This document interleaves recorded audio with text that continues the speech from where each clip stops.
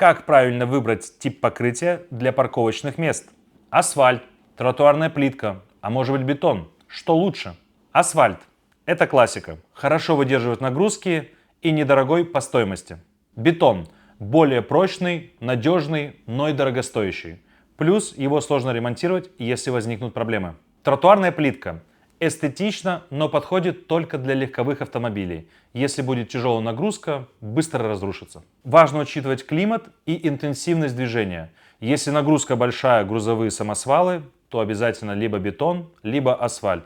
Если нагрузка легковая, то можно и тротуарную плитку.